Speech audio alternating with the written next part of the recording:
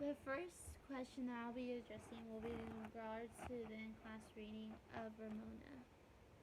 The one we will have to go off of, the text citation that you will be going off of is, well, she said it's called their hit or miss pattern, but it's hit oftener in a miss. Sorry, any county further away their breaths will come. Sometimes appears like 'twas kinder magic when they air suit together, and I allow that this their way is winder be the keeps her things in life.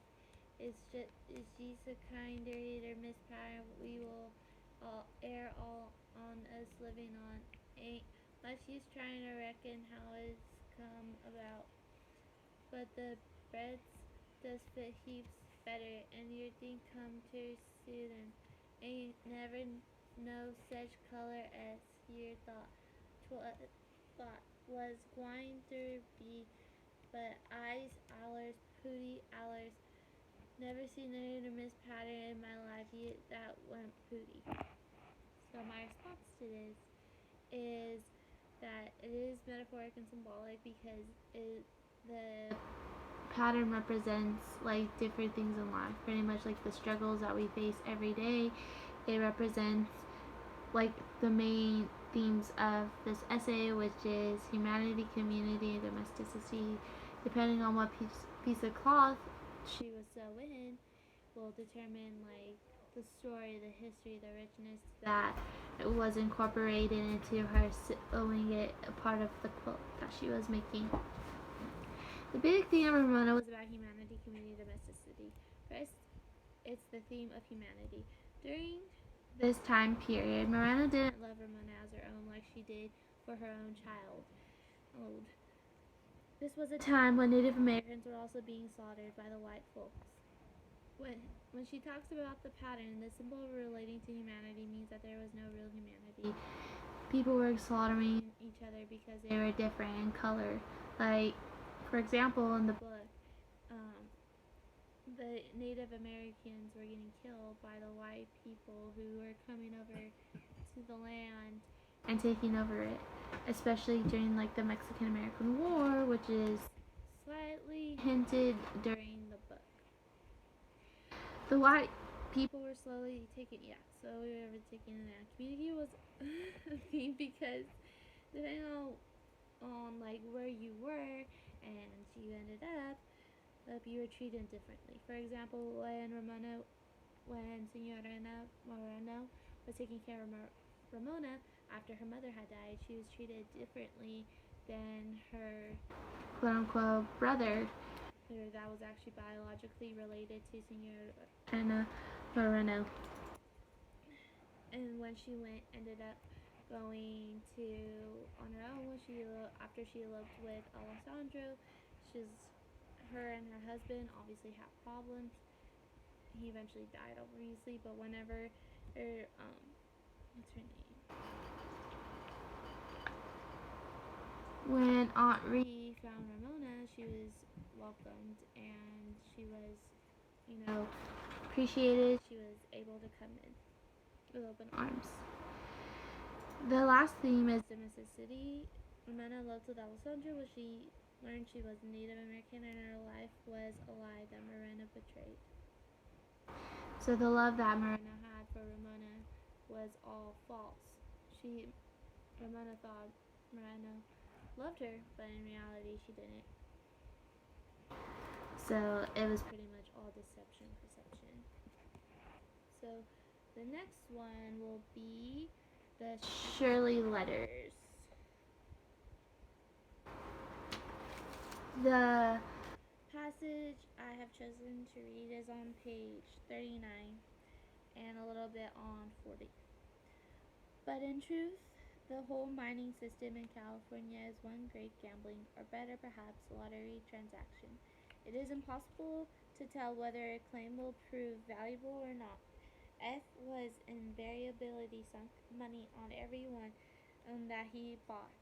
Of course, a man who works a claim himself is more likely, even should it turn out poor, to get his money back, as they saw than one who, like F, hires it done. A few weeks since F paid $1,000 for a claim which has proved utterly worthless, he might better have thrown his money into a river than to have bought it, and yet some of the most experienced miners on the bar thought it would pay. Now, this was a big contradiction during this time period.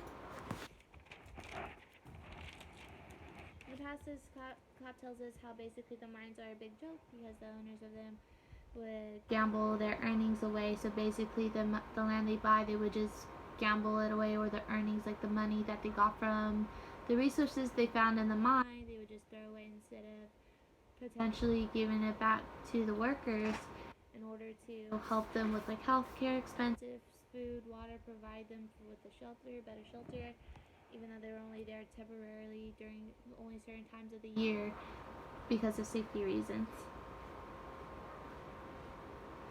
This is a huge contradiction because these workers aren't getting paid for the services, or in this case, men will get paid, whereas the women, like Clap, aka Shirley in this case, she wouldn't get paid anything. Or if she would, it would be very, very, very little. And it's not fair because they were just putting as much work in as the men were. However, during this time period, women were always treated unequally. They were supposed to be the quote unquote perfect housewife. They were supposed to stay home, take care of the kids, make sure there was a nice meal out for their husbands whenever they would return back from the mines or whatever job they had to go off to, and they would have to stay inside. They weren't allowed to travel out. So for a woman to be working, it was very unusual during this time.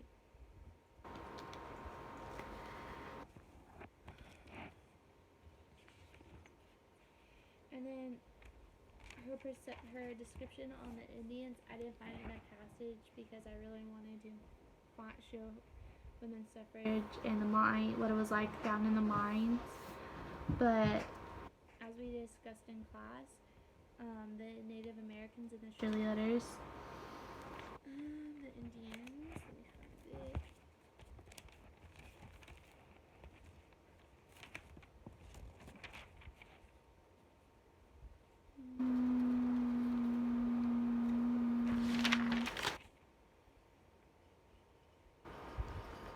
Never mind.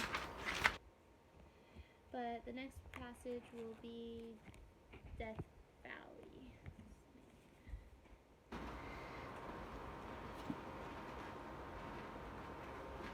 The first passage is on page 120. I know went to the top of the high butte and scanned the country very carefully, especially to the west and north, and found it very battered. There were no trees, no fertile valleys, nor anything green. Away to the west, some mountains stood out clear and plain, their summits covered white with snow. This I decided with our objective point. Very little snow could be seen elsewhere, and between me and the snowy mountains lay a low, black, rocky range and a wide, level plain that had no signs of water, as I had learned them in our trip thus far across the country. The black range seemed to run nearly north and south. And to the north and northwest, the country looked volcanic, black, and desolate. So this description in this passage is describing where they were as they were crossing Death Valley. The summits cover white with snow, which obviously means like during this time is probably transitioning into winter, or so it gives you an idea of like the time of year it was, because there's barely any snow. Usually snow isn't common in the desert, but in the mountains it's more common and seen more. And then volcanic, black, and desolate means it's just dead. It's dry. There's nothing really there. No food, no water, no anything, no natural resources to be able to grow crops. The next passage is on page 130.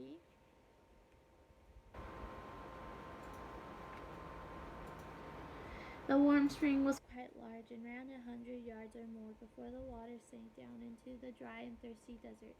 The dried corn stalks of last year's crops, small willows, sagebrush, weeds, and grass suited our animals very well, and they ate better than for a long time. We thought it best to remain 2 or 3 days to give them a chance to rest. So in this passage, it shows you that they were able to find an area where they were able to rest for the animals too. Like the animals were able to eat, to get hydrated or replenished.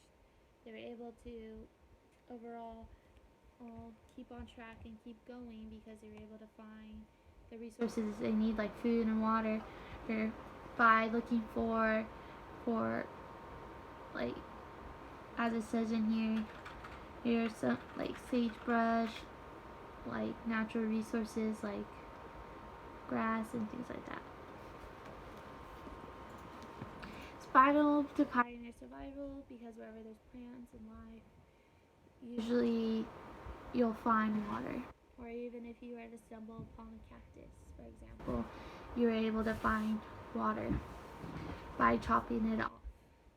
The metaphor that I found was on page 131. It stood for sharp peaks and was many colors.